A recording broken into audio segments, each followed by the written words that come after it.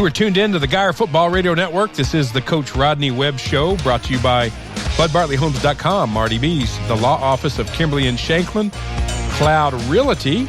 No one can give us the insight to Geyer football quite like Coach Rodney Webb. Good afternoon, Coach. Good afternoon, man. How are y'all? Man, we're doing great. Man, thanks for joining us. Rolling into New Year's with the state regional final at stake Saturday at McKinney ISD Stadium. You're coming off a 38-21 win over Abilene. Did you anticipate your first season at Geyer you would have this much success, Coach? Well, I was hoping to. You know, we're always optimistic going into every season, and you always hope that if things hold together and you stay relatively injury free and get some breaks along the way, that you've got an opportunity to be playing this deep. But as I tell our staff and our kids all the time, it's something we can never take for granted. Well, Coach, your offense put up big numbers again last Saturday. Eli Stowers accounting for 356 yards of total offense on his own. Brody Noble and Jace Wilson made some big plays through the air as well. Abilene did a good job slowing down B.J. Phillips and Tyon Aldridge. They each averaged only about 3 yards a carry. Was the game plan against Abilene to let most of the offense run through Eli? Pretty much, yeah. They really played us the way we anticipated they would play us, and we knew that their number one priority had to be to slow the running game down. And so what we got from them virtually every snap was man coverage, and they loaded the box, and they threw 2 extra bodies in the box, and they had to do that to slow the running game down and just take their chances in man coverage, and that's ultimately where we really exploited them. Well, Coach, hey, it's Rick Thrailkill. How you doing? Good, Rick. Good. Geyer, we talk about offense. You guys are at the top of the categories across the state in multiple categories, I'd say. You get 8th in the state in total offense, 475 yards a game, 3rd in rushing, almost 300 a game, 279 yards a game. But Prosper also ranks in the top 20 on the other side of the ball. They only give up 218 yards a game in the air and just right around 100 yards rushing. So if you're able to pull out the win, in that regular season game, you did it by 1 touchdown last play of the game. Actually, I was telling someone the other day, Geyer actually never led in that game until the game was over, which is one of those weird stats that you don't see a lot. But do you expect this matchup to be any different? I mean, you've seen them play out through the rest of the year. I know they've improved. You guys improved. You expect a war Saturday afternoon? Absolutely. Yeah, absolutely. They're, playing somebody for the second time in the same year is always a little bit more of a challenge for both teams because you just know each other better after having played each other. The film study that you typically rely on is just the film of the game that we played earlier in the year. So there aren't going to be a lot of secrets on either side. They are, you referenced their defense. They are very good defensively. They've got a tremendous scheme. They're a 3-4. That's a heavy tendency to blitz. Yet they play a lot of zone coverage behind it. They're very good at what they do. They're very good at run fits. And so I think it's, you look at as good as they are defensively, you have to work really, really hard to earn it against them. And I think because of that, you look at the majority of their games have been close games. Not all as close as our game the first time going down to the last play, but they played a lot of close football games this year that have been, somewhere in the order of 20 to 30 points for each team. You may have answered the question that I was going to follow up with, but maybe get a little bit of more specific from you. They have some really good players, but they don't have a lot of 4 or even 3-star players on their team. I know their middle linebacker's an outstanding player, but do they do anything different to shut people down defensively? You said their coach is a good schemer of defenses, but do they do anything really different, or do they just play very sound? Well, they're different from the standpoint that it's about 3 different families of blitzes. And when I say families, there are some common threads to the different blitzes, but they're all a little bit different. And they bring it from the field, from the boundary. They show it late. It's difficult. It's difficult to block. If you don't know when it's coming, it is difficult to block. If you don't have a plan for it, they can make you look really bad. And you look at a few of the teams, especially that they played recently, that have just gained next to nothing offensively, especially in the running game. Those are people that just didn't have a good plan going into it. So you got to have a good plan. You got to spend a lot of time during the week working on fitting up those different blitzes, or they're constantly going to have a guy coming free, tackling you in the backfield. Well, Coach, the 24 points you put up on Prosper during the district showdown was one of the lower outputs for the Wildcats this season. Do you believe you will need more offense Saturday to pull out a victory? Well, I mean, I hope not. I hope that's enough to get the win. We've certainly got confidence our defense is going to play well, but also think, if we go out and execute our plan the way that it needs to be executed, and we step up and make plays, I think we have an opportunity to certainly score more than we did the first time we played them.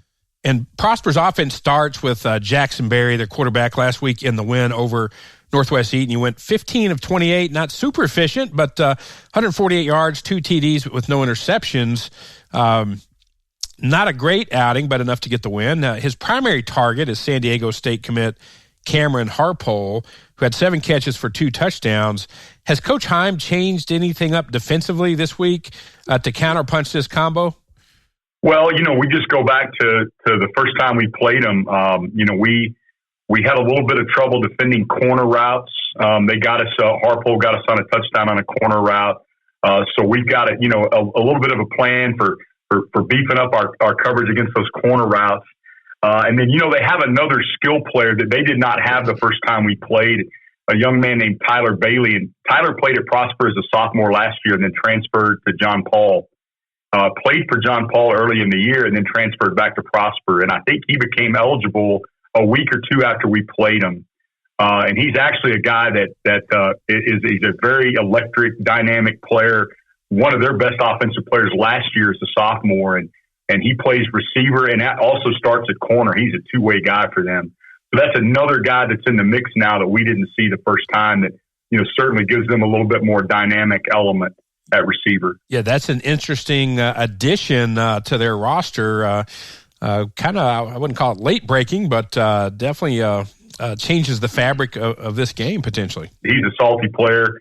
And for a guy like him to be playing both ways in a program like that says a lot about his ability. Yeah, it's interesting, Coach, that you talked about Prosper's defense, and it really sounded a lot like you were talking about your defense, because it's very similar in the fact that you bring pressure from different directions. You bring guys down into the box, sometimes late in the play development or in the pre-play development. So it sounded a lot like you were describing your own defense. Maybe that's the reason you run that defense, because it gives people trouble. It does give people trouble, absolutely. Just the ability against modern offenses that throw so many RPOs, quarterbacks making so many post-snap decisions in the pass game, the ability to bring people from different points on different plays and to disguise things before the snap and on the snap. It's a very difficult scheme to defend, for sure. Well, I tell you, speaking with, continuing on this defensive theme, it sure was nice to have Jordan Eubanks back in the lineup last week. He made, several big plays. I mean, including a big hit on, early in the ball game, second or third play of the game, I think. So it was clear that having him back would be an impact. And I think having him back in the position that he did allowed you to keep, a couple of other guys, Marquand Pope and Jaden Powell, on the field, who both make big plays. Any chance we get anybody else? First of all, do you want to say anything else about your defense, or please talk a little bit more about your defense? And any chance we get anybody else back this week? Any chance Big Dotoon makes it back? Yeah. So to touch on that first, yeah, we are hoping Dotoon is able to play on Saturday. He's been cleared. And it's just going to be a matter with him of the kid's been out 7 weeks, and it's difficult to just say, well, after 7 weeks of basically being on crutches, now I'm just going to go to playing full tilt football. But we are hoping that by game time that he's able to play and at least spell Blaine Smith a little bit at nose guard. And then again, fingers crossed, we win the game. And I think by the following week, he would be a lot more back to full go by then for sure. But I do think you'll see him some in the game Saturday. Good. So you want to talk more about Jordan at linebacker and being able to keep both of those young safeties in the game? Yeah, absolutely. So, Jordan played middle safety early in the year. After his injury, Peyton Bowen has emerged as a real playmaker for us. Marquand Pope moved to middle safety. And those two kids are playing at a very high level. So we're playing Jordan at linebacker now, which is really more of a natural position for him to begin with. And then you take a guy like Jaden Powell. That Jaden is such a dynamic player that can play linebacker or play safety. He's a guy that we can get involved a lot of different ways in the defense now. So we feel like with Jordan coming back from injury and kind of shuffling those guys around a little bit, we feel like it just makes us a better defensive unit. Great. All right. How about let's switch backside to the other side of the ball again, Coach. Offensively, a lot has been on the shoulders of Eli this year. We talked about Prosper's defense being really tough. I'm sure they'll have all their sights set on him. But he's also been probably the most successful part of your run game, certainly the last week or so. How much quarterback run you think we'll see this week? And do you have some new looks for Prosper? Because I know you mentioned how hard it is to beat somebody twice in the same year, especially after it was a really tough game the first time around. Yeah, the quarterback run game is going to be a part of the plan every single week. It's really tough to stay ahead of time, how much we're going to need to rely on it. But I'll just say this, like we are comfortable. Eli is comfortable in the quarterback run game, and he is a dynamic player, dynamic runner. And the dual threat quarterback is the thing that keeps a lot of defensive coordinators awake at night. And a couple of our formations allow us with a quarterback run game. It's essentially like playing with 12 on the field. And so it certainly gives us a numbers advantage. So it's something we're going to continue to lean on, when we need to. Outside of that, I mean, we've got total confidence on our running backs as well. And we just feel like, the quarterback run game paired with the core run game just gives us a little bit more diversity. Yeah, I know one of the things that makes your offense dynamic with a quarterback like Eli is that, if people will sit back in the zone, we can run those little sit down routes and slant people to death. But if you run man-to-man coverage and blitz on a guy like Eli or try to put some extra pressure, or even if you get your defensive ends too far up the field, I mean, he's running down the field with the defensive backs got their back to him. So it does put a lot of pressure on him. I can appreciate that. Yeah, absolutely. And, in response to your question about, Prosper and how you go about attacking him, playing him the second time in a year, I think the idea that we went into the first game with, it's very similar. We've tried to sort of shore up some things, shore up some blocking schemes. It really just comes back to fundamentals. If you're sound in your scheme, you're sound in your technique, you're fitting on those guys the right way, you have an opportunity to crease them. So from a game plan standpoint, it's not going to be a lot different than it was before. There's certainly some things at this point in the season that we're doing better that we weren't necessarily leaning on at that point in the year that I think you'll continue to see. Well, Coach, Saturday, January the 2nd, will feel a lot more like a bowl game than a Texas high school football playoff game at McKinney ISD Stadium. The weather looks to be sunny and in the mid-50s. We anticipate the largest crowd of the season. Prosper's going to bring their community, the Geyer community will show up in force. What will that environment be like for your team and the coaching staff?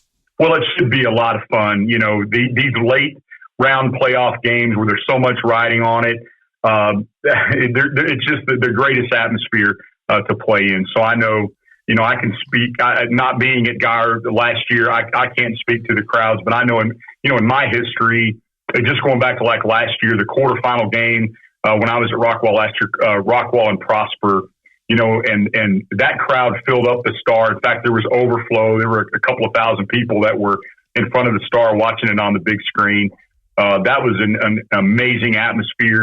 And then playing in the semifinals last year against Duncanville at McKinney, that was another sellout crowd. That was an amazing atmosphere. So, I know as coaches and players, we love to play the game And if there was nobody in the crowd, it would still be exciting. But when you get these kind of big crowds, big playoff crowds, it just really adds to the atmosphere.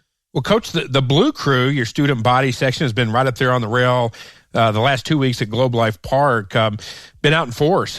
Could that be a difference maker again this week? And do your players, do they feed off the noise and the excitement from the Blue Crew? Absolutely, they do. Yeah, the Blue Crew. I know it's been a little bit of a tumultuous year for the Blue Crew, but having them in the playoffs has been big. Our kids love them. We love it as coaching staff. They bring a lot of energy. It's just easy to feed off of the energy that the crowd brings, in particular the student section, of the energy they bring during the course of a game. Well, once again, Coach, I want to let you know we appreciate all your insights, and that's enough X's and O's for the week. So here you go, lighthearted question of the week. All right. From the manly perspective, like we promised you. First of all, were you a big car guy growing up? And if you were, what was the first car you had? And what's the favorite car you had? And finally, what's your dream car? Okay, so the first question was my first car. So my parents bought me a 1972 Volkswagen Beetle. And a day and a half after they bought it for me, I totaled it. So that was my first car that I had for a grand total of about 36 hours. And then I had to wait a little while. I had to drive Mom's car for about the next 6 to 9 months anytime I wanted to go somewhere. And then I got what was my favorite car. My dad bought me a Camaro, which it was a 79 Camaro. So if you guys remember, anybody middle age like we are probably remembers those old Camaros. Oh yeah, big V8. They had a lot of get up and go to them. Yeah, mine was white that had pinstripes on it. So that's probably my favorite car. And then, my dream car. I'm not that big of a car guy. I don't necessarily have. Like right now, I drive a Jeep Wrangler, and I'll say that's always been kind of my dream car. It's the car that I always wanted to have, and I bought one about a year and a half ago. I love those Wranglers because of the utility aspect of them. You can go top on, top off. You can dress it up different ways. And so I would say that my dream car would be the one that I've had for about a year and a half. Well, I had one. I know exactly what you said. I loved mine to death. So, well, that's a wrap for this week's Coach Rodney Webb Show. For Rick Thrailkill, I'm John Piper. And for all of us here at Gaia Radio, thanks for tuning in. We'll be right back to bring you the kickoff from McKinney ISD Stadium and the showdown between the Prosper Eagles and your Gaia Wildcats. Stay tuned.